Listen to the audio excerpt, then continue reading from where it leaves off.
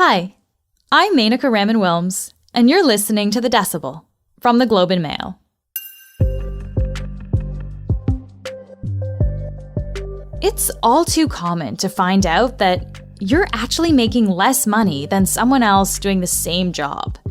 This is especially the case for women. Pay gaps are part of what make workplaces inequitable. To deal with this, Canada has introduced new legislation called the Pay Equity Act. It applies to larger, federally regulated employers. June 1st was the deadline for federally regulated private employers like banks, transportation companies, telecommunication companies, and some postal services to report information on their wage gap. By September 2024, these employers have to develop plans to fix the pay gap. And with everything already being so expensive these days, this is more important than ever. And so we have some pretty good evidence that that kind of pay transparency does help shrink the gap. The general assumption is that having more information gives workers leverage. And so, for example, what the research has shown a strong correlation between pay transparency and various wage gaps narrowing. Erica Alini is a personal finance expert and reporter at The Globe. She even wrote a book that has an entire chapter on salary negotiations. Erica's here to tell us what this legislation could do, and she also has some tips on how to make sure that you're getting paid what you deserve. This is The Decibel.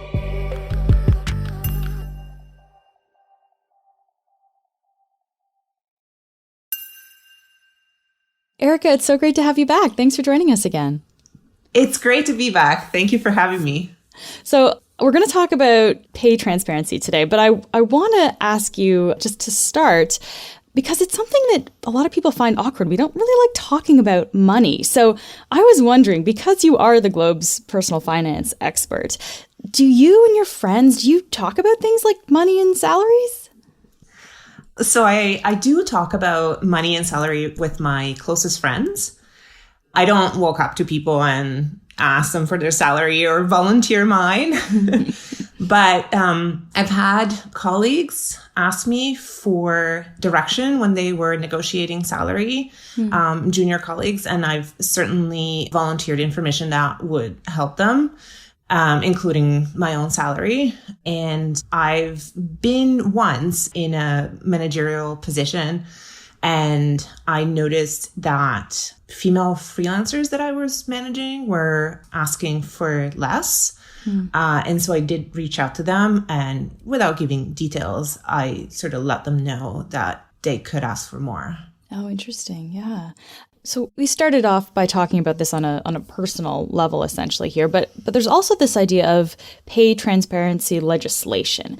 Can you help us understand, what is that? So pay transparency is a set of rules, and there's a number of governments trying this tool, and it's primarily meant to help narrow wage gaps, so be it gender wage gaps or wage gaps between workers who have disabilities or racialized workers, Aboriginal workers, all kinds of groups where there are the statistics show are systemically underpaid. And I'm using the term Aboriginal here because that's how Indigenous people are identified in the legislation. There are many reasons for these wage gaps, and pay transparency, everyone will tell you, is just sort of one tool in the toolbox. But there is the idea that fostering more information and giving people more information about pay can give workers who are more likely to be underpaid better tools and more leverage to negotiate higher pay. So essentially the idea is to make compensation kind of more equitable across the board then? Yes. What exactly are the new federal pay transparency rules? So the new federal pay transparency rules are amendments to the Employment Equity Act. They came into effect the beginning of last year, but just in June of this year, we have sort of the first deadline for employers to include new salary data, and salary data that sort of looks at wage gaps in aggregate form and report that and provide sort of an employment report that includes that data. So the deadline for those reports was June 1st of this year. And which employer specifically are we talking about here? Because not every company across the country has to do this now, right? No, I know when you say federal, it sounds like most employers have to do it, but most employers in Canada are actually provincially regulated. So this affects private sector federally regulated employers. That affects about just under 1 million workers, about 6% of the workforce. So this is a tiny sliver of the workforce. However, included in the employers that are affected by this are the big banks. And according to the HR expert I spoke to about this, she made the argument that the banks matter a lot. They are very big employers with a lot of sway, and they account for a very large portion of the white-collar labor market. And generally speaking, whatever they do tends to have spillover effects on other employers. This may seem like a basic question, but I'm going to ask it anyways. Why don't employers want to tell people what a job pays in a job posting? Because you often don't see a number in a job posting. In general, if you look at sort of the information that's available in various types of markets, the labor market is pretty opaque. There are a variety of concerns that employers and employees share. So there's concerns about, what this information can do in terms of workplace, conflict, resentment, morale. But there's also, I've heard this from HR experts and pay transparency advocates that it's also a question of power. There's a power imbalance when one party to the negotiations, the employer, has all the information. And if you accidentally, unwittingly lowball yourself, then the employer just has to nod and say, sure, that sounds great. And that's that. And it might be really hard to then negotiate raises that would make up for what you didn't know in that initial negotiation. I would imagine there's also kind of a spillover effect, too. If you know that all of these people at your organization are getting paid this amount, you're going to want to be paid the same amount, right? Exactly. And so that spillover is what sort of the pay transparency legislations kind of count on. But it's also meant to be a tool for employers to look at what's going on and look at their salary data, for example, through the lens of, do we have wage gaps that we can't properly explain? And if we do, then let's do something about it. Yeah. The big one that you just mentioned there is the gender pay gap there. So where we see men being paid more in a role than a woman in the same role. So when it comes to the gender pay gap, Erica, can you help me understand how exactly can pay transparency rules help shrink that gender pay gap?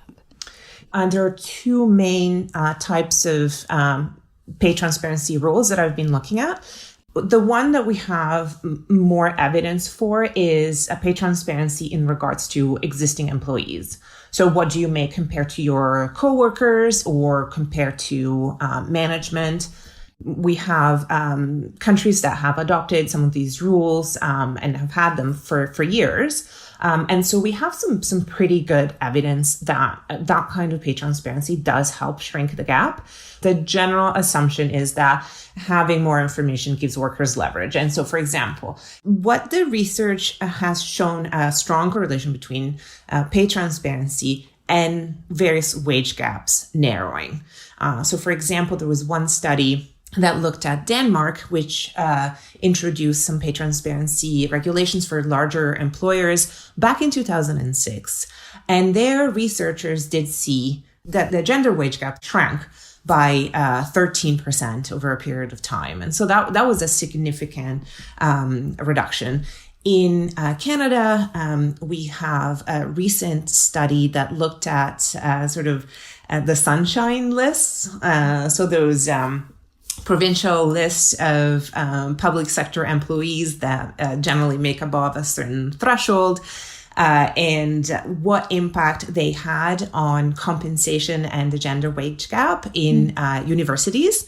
that were subjected to the rules, so across several provinces. And this study found that kind of pay transparency, which the rules weren't really meant to be pay transparency, they were meant to be more sort of public sector accountability rules. But in effect, they were also pay transparency rules. And they saw that the wage gap shrunk between 20 and 40%. So again, very strong correlation and significant shrinkage of the wage gap. On the other hand, there are several studies that also show that pay transparency rules tend to depress either wage growth or wage levels. And so, one study, for example, found that men's wages were growing more slowly. Another one found that, wages overall, like the level of wages shrank. So some of the research shows that that impact on wage levels overall is due to the fact that employers know that there are significant spillover effects now, that if they agree to something with Bob, that may influence their negotiations with Shalini and Mahmoud, for example. So I'm also wondering about, I guess, another big picture question here. If we're looking at a situation in Canada right now, unemployment is very low. It's a tight labor market. I think unemployment clocked in at 5.2% in April of this year. So would pay transparency help employers hire people, basically make these jobs more attractive? So we don't know exactly what impact pay transparency when it comes to job ads. Those are much more recent rules. So Colorado implemented some legislation to that effect at the beginning of last year.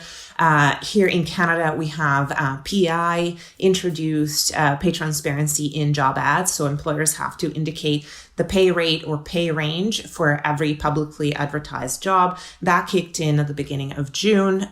And they also can't ask job candidates for their pay history.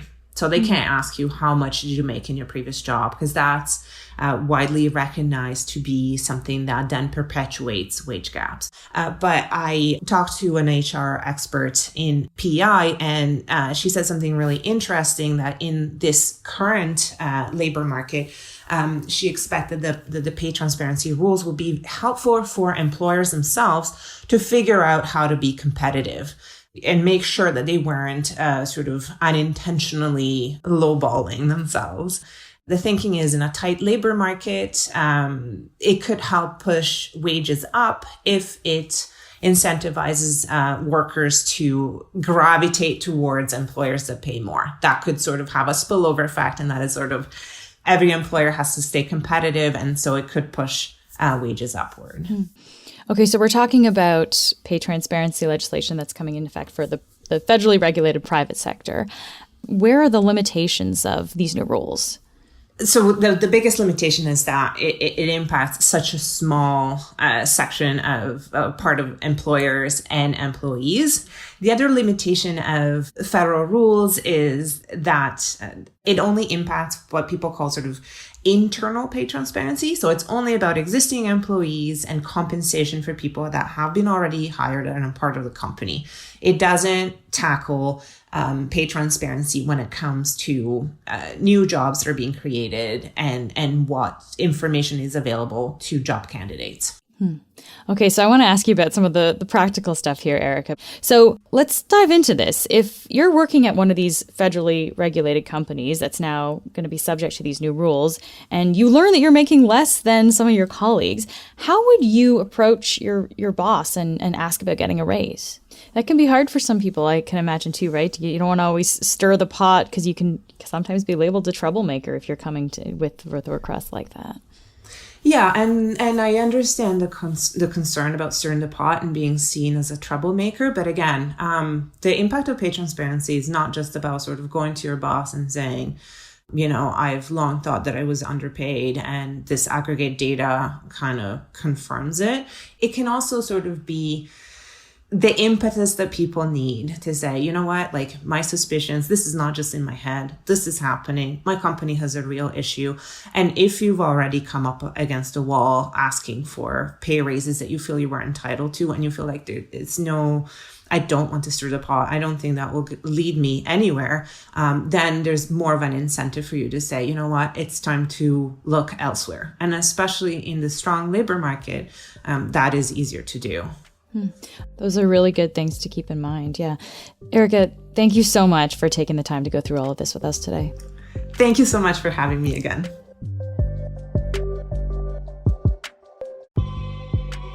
That's it for today. I'm Menaka Raman-Wilms. Michal Stein helped edit this episode. Our producers are Madeline White, Cheryl Sutherland, and Rachel Levy-McLaughlin. David Crosby edits the show. Kasia Mihailovich is our senior producer, and Angela Pacenza is our executive editor. Thanks so much for listening, and I'll talk to you tomorrow.